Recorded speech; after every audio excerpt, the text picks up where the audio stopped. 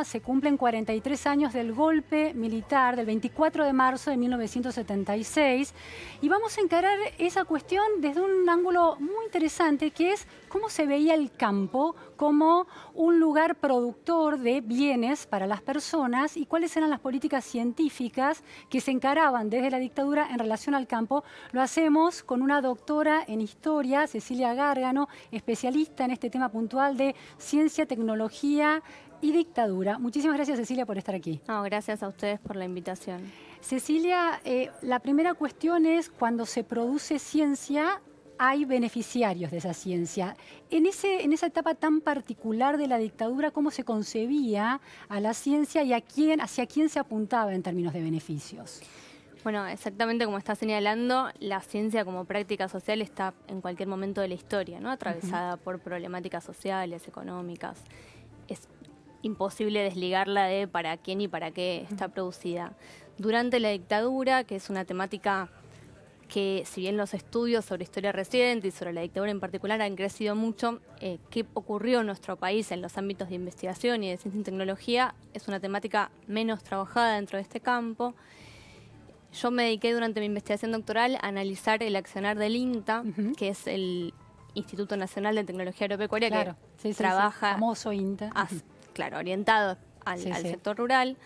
Y en realidad uno lo que observa durante esos años, que en una medida es compartido con otros ámbitos de investigación, como las universidades, el CONICET, el INTI, es un incremento, digamos, la puesta en práctica, por un lado, de todo un entramado de medidas represivas que se despliegan contra trabajadores del organismo, que se empiezan a desplegar a partir del golpe militar, pero que son producidas por los servicios de inteligencia del Estado previamente. Pero la política represiva era específica en lo científico. ¿Quería la dictadura evitar un cierto desarrollo de cierto tipo de ciencia, o era, bueno, la represión generalizada en términos gremiales o en términos ideológicos? En cualquier ámbito de investigación, con el INTA en particular, se persiguió a los científicos, en tanto trabajadores, por sus adscripciones políticas, ideológicas y gremiales, como en otros espacios, ¿no? Eso estuvo presente, por supuesto. El INTA era un espacio que en ese entonces, como otro, estaba ampliamente politizado y con mucha movilización gremial.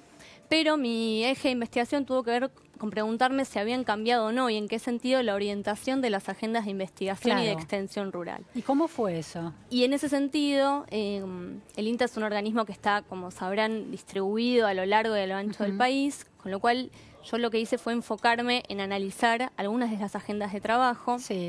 Y encontrar que, por un lado, algunas cuestiones que tal vez eran más esperables, que tuvieron que ver con que, de la mano de la represión y de estos, digamos, el INTA es un organismo que tuvo un operativo militar el 29 de marzo de 76, muy poquito después de empezado el golpe, que fue 5 días después. Claro. Muy al comienzo. El INTA Castelar, ¿no? Específicamente. En Castelar, efectivamente.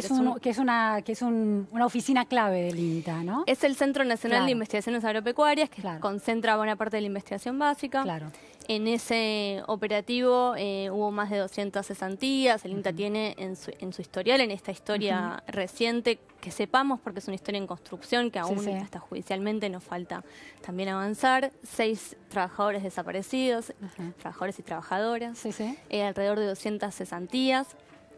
Y alrededor de 200 detenciones y alrededor de 800 cesantías. Entonces, en ese mapa de represión... Hay un vaciamiento, de alguna manera, que en términos proporcionales, en términos de porcentajes de la cantidad de investigadores que había en el INTA en ese momento, ¿cuánto representa? Las cesantías afectaron a la quinta parte del organismo en ese entonces, no únicamente investigadores, también personal de apoyo, extensionistas.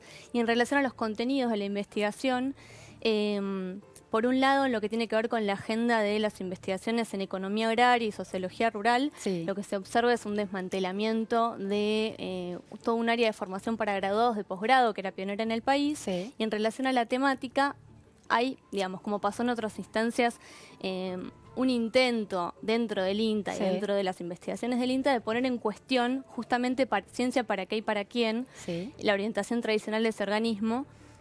¿Cuál era la orientación tradicional? El INTA piensa que es un organismo que se crea en épocas de la autodenominada Libertadora, en un contexto internacional que impulsa una serie de transformaciones productivas para el agro que se conocieron como la Revolución Verde. ¿Y por dónde pasaba esa Revolución Verde? Tenía que ver con tecnificar al agro, sí. con hacer, digamos, incrementar la producción, sí. y había una concepción de que había que modernizar al agricultor, sí. Mirando al agro como el lugar de atraso, ¿no? Bien, sí. Ahora, el INTA no solamente hace investigación, también hace extensión rural y desarrolla 2 canales institucionales, que eran el Hogar Rural y los Clubes 4A, copiando un modelo estadounidense, que estaban dirigidos a jóvenes y mujeres, ¿sí? En relación a la extensión. Y en relación a la economía y la sociología, venía tomando una agenda muy parecida a la agenda estadounidense, que apuntaba a lo que sería el farmer en Estados Unidos. Sí. Acá. ¿El farmer en Estados Unidos qué tipología es? El chacarero. El chacarero, ¿sí? Bien. Pero en un agro que, digamos, el INTA tradicionalmente miró en parte a estos sectores y también a grandes productores. Sí. En los 70, de la mano de transformaciones sociales mucho más amplias, se empieza a cuestionar que la mirada económica y social del agro tuviera que estar centrada únicamente en una cuestión productiva ligada al aumento de costos, a lo que sucede, digamos, tranquera para adentro, y se empieza a tratar de poner en agenda desde distintos grupos de investigación lo que ellos llamaban los grandes problemas del agro. El acceso a la tierra, los distintos sistemas de tenencia y de propiedad. Los problemas estructurales de la propiedad privada de la tierra. Sí, del desequilibrio en nuestro país también entre el sector pampeano y otros. Sí, después de la dictadura uno lo que ve es que esos debates que no lograron, digamos, encarnarse en una transformación radical del INTA, son completamente corridos de la agenda, y al mismo tiempo la extensión rural, que tenía estos 2 canales dirigidos a jóvenes y mujeres, también es fuertemente reorientada en función de una mirada que incorpora el técnico de los sectores privados, mucho más afianzado hacia los grandes terratenientes, en un contexto en el que el campo argentino estaba sufriendo, digamos, una serie de transformaciones que la dictadura, de algún modo, mediante el modelo económico que instaura la dictadura y en relación a la política sectorial del campo en particular, alienta, que tiene que ver con una concentración de capital muy fuerte en el sector agrario. Siempre hay un prejuicio del campo como el lugar de la oligarquía y extensiones de tierras en manos de pocos y poco productivas. ¿Ese campo durante la dictadura se transforma a pesar de la llegada de la dictadura con esta especie de vinculación mayor con el sector privado, entre el INTA, entre la producción de ciencias del Estado y el sector privado? Mira, yo más que un prejuicio diría que la historia de nuestro país está atravesada por disputas económicas y sociales que han tenido, digamos, las clases dominantes de nuestro país han estado vinculadas al agro. Lo que sucede durante esos años es que comienza un periodo que es conocido como de modernización agrícola, que su contracara es la expulsión de pequeños productores, el agravamiento de las condiciones de vida y de trabajo en el campo de los sectores más vulnerables. Argentina ingresa en una transformación que va a tener que ver con la expansión de la frontera agropecuaria, posicionarse de la mano de una reprimarización de la economía. No te olvides que la dictadura también desindustrializa buena parte de la estructura productiva. ¿Se lo piensa como el granero del mundo o como el supermercado del mundo?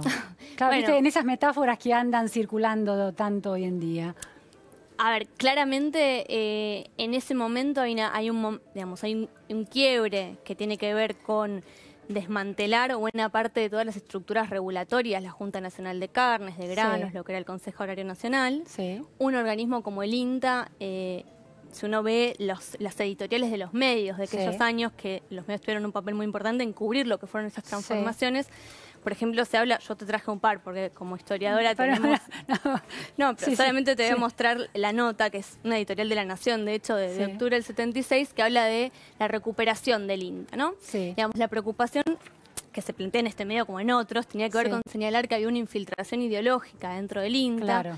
Se cuestionaba la articulación que había habido con políticas públicas previas. El ingeniero Giverte había sido secretario de Agricultura en épocas de Campre de Perón. Y, digamos, simplemente digo esto para que quede clara la idea. Uno lo que encuentra cuando mira qué pasó con las agendas de investigación y de extensión en la dictadura, encuentra rupturas en relación a un intento de poner en agenda dentro del INTA como organismo del Estado problemáticas que pusieran a otros sujetos agrarios como foco del INTA, que no fueran necesariamente ni grandes productores ni solamente estos chacareros, sino discutir un poco cuestiones estructurales que sean el acceso a la tierra. Vos planteás algo interesante, que es que en esa época se empieza a concentrar la idea de una producción tecnológica en torno a la semilla, maíz, trigo y soja, que bueno, de alguna manera funda el campo y la producción agropecuaria tal como la conocemos hoy. ¿Cómo se da eso? ¿En qué contexto, en qué paradigma en relación a la tecnología agropecuaria y a la producción de tecnología y de ciencia para el campo? Bueno, de la mano de este proceso previo, enmarcado en la Revolución Verde, hay algo de lo que hace a la transformación productiva del agro que hace eje en las semillas, ¿no? Y en modificar genéticamente, mediante la ingeniería genética, estas semillas, logrando el rol del INTA fue muy importante en trigo y en maíz. Es un momento en donde la actividad agrícola desplaza a la ganadera y el INTA va a ser muy importante en las investigaciones, la producción en trigo, maíz, soja y demás, que empieza la soja en esta época a introducirse, pero hay algo importante que pasa en dictadura, que es una resolución de su intervención militar, que establece que las investigaciones del INTA que tenían que ver con la creación de nuevos cultivares, tenían que, digamos, esos materiales genéticos debían ser cedidos a criaderos privados.